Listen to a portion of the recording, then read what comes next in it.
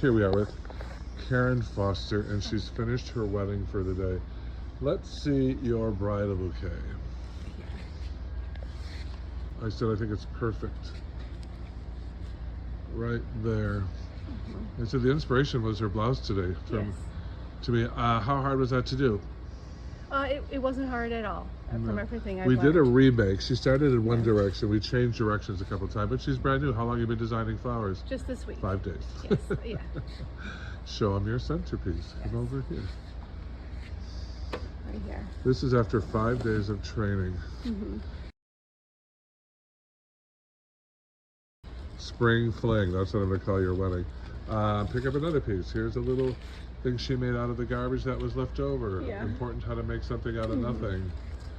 So her entire collection. Let's see that bouquet in the pot, in the bucket. This I gave her mixed flowers and told her to make a bouquet for a client who comes into your store.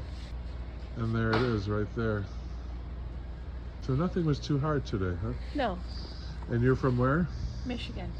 And you're going, she's going to back, she's leaving now to drive 5 hours home to Michigan. Yeah. With her car filled with 20 some arrangements that we did this week. Yes. At American School of Flower Design. Which is your favorite one today? Your My bouquet, holding definitely. it. Yes. I was gonna say, look how pretty girls. I said this is what they want. Like a little feminine French, little tussle, I don't know, tussle of flowers. It's exquisite. It's so clean and simple.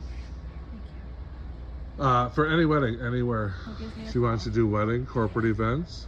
So give us the name of your business again. Grace Blooms. Grace Blooms in Lapeer, Michigan. Lapeer, Michigan. Call her up. Grace Blooms in Lapeer, Michigan.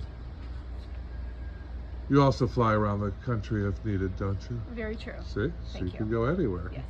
I would send her just to do this bouquet for my wedding. Yes.